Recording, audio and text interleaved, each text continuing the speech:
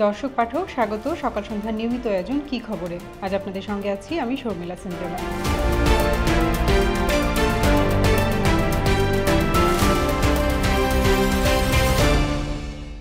দেশের বেশিরভাগ নদ নদীর পানি কমছে, উজানেও নদ নদীর পানি কমা অব্যাহত রয়েছে।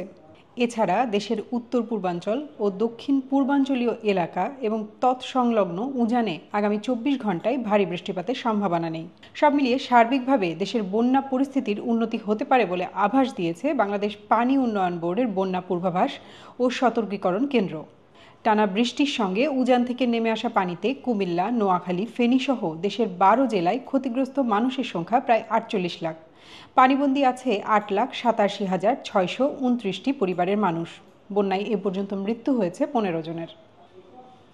বিভিন্ন জেলায় ভয়াবহ বন্যা পরিস্থিতির মধ্যে রাঙ্গামাটির কাপ্তাই হ্রদের পানি বিপদসীমার কাছাকাছি হওয়ায় তা ছাড়ার সিদ্ধান্ত নিয়েছে কর্ণফুলী পানি বিদ্যুৎ কেন্দ্র। শনিবার রাত 10টার দিকে কাপ্তাই বাঁধের 16টি স্প্রিলওয়ে বা জলকপাট খুলে দেয়া হবে বলে বাংলাদেশ বিদ্যুৎ উন্নয়ন বোর্ডের এক জরুরি বার্তায় জানানো হয়েছে। পাকিস্তানের বিপক্ষে রাওয়ালপিন্ডি টেস্ট খেলছে বাংলাদেশ। প্রথম ইনিংসে বাংলাদেশের সংগ্রহ 565 রান। পাকিস্তান 6 উইকেটে 448 রান করে ইনিংস ঘোষণা করায় বাংলাদেশ পেয়েছে 117 রানের লিড। খেলার মাঠে আর কি ঘটছে তা জানাতে আমাদের সঙ্গে কি খবরে যুক্ত হচ্ছেন সহকর্মী শিহাব উদ্দিন। শিহাব, আপনাকে স্বাগত। আপনাকেও ধন্যবাদ। আচ্ছা, মুশফিকের ডাবল সেঞ্চুরি মিস করাটা কিভাবে দেখছেন? এটা একটু হতাশাজনক, কারণ এই টেস্টেই আবার একটা সেঞ্চুরিও মিস গেল। আমাদের ওপেনার সাদমান ইসলাম 93 করে আউট হয়েছিলেন।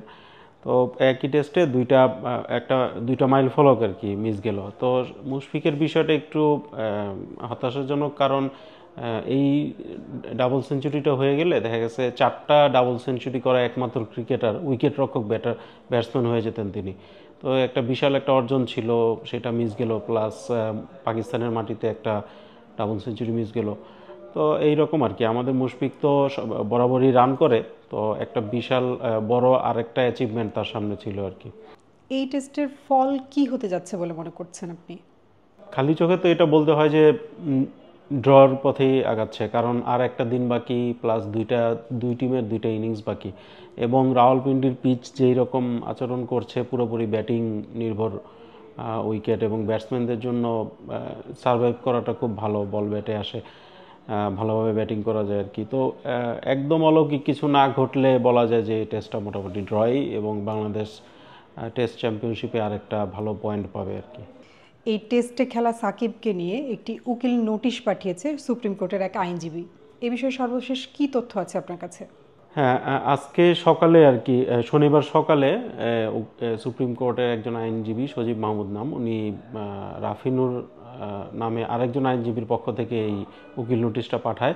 তো বিসিবি বলছে যে উকিল নোটিশটা এখনও তারা পায়নি বলতে যে হার্ড কপি, সেটা এখনও আমরা জানলাম যে এখনও বিসিবিতে কুরিয়ার মাধ্যমে পৌঁছায়নি, অনলাইন মাধ্যমে তারা পেয়েছে, সেটা বিসিবি আর কি উল্লেখ করেনি।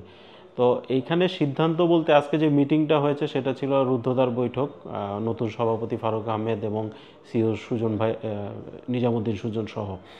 তো ওনারা কি সিদ্ধান্ত নিলেন সেটা বলে নাই। বের হওয়ার পরে যখন একটা ছোট সংবাদ সম্মেলন করলো, সেখানে বলেছে যে সাকিব যেহেতু একটা টেস্ট চলমান, সেই কারণে এখনই কোনো সিদ্ধান্ত না, কালকের পঞ্চম দিনটা যাওয়ার পরে তারপরে এই ব্যাপারে আবার বসে তারপরে সিদ্ধান্ত নেবে আর কি। তো যেইটা নোটিশে বলা হয়েছে যে সাকিবকে দেশের ভাবমূর্তি রক্ষার জন্য এত বড় একজন ক্রিকেটার নামে এইরকম হত্যা মামলা, যেটা একদম নজিরবিহীন আর কি, কখনোই বাংলাদেশে হয়নি, বা যতটুকু মনে পড়ে কোনো ক্রিকেটারের ক্ষেত্রে হত্যা মামলা পর্যন্ত যায়নি।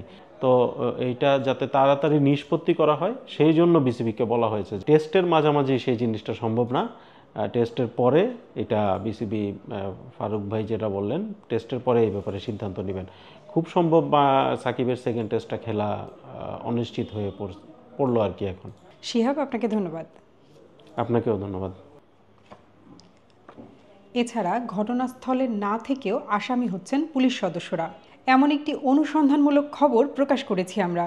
রয়েছে ভারী বর্ষণের কারণ কি, এই ক্লাউড বার্স্ট, এমন একটি লেখাও। এসব পড়তে ক্লিক করতে হবে সকালসন্ধ্যা.com-এ। আমাদের পাবেন ফেসবুক ও ইউটিউবে। সকাল সন্ধ্যার সঙ্গেই থাকুন।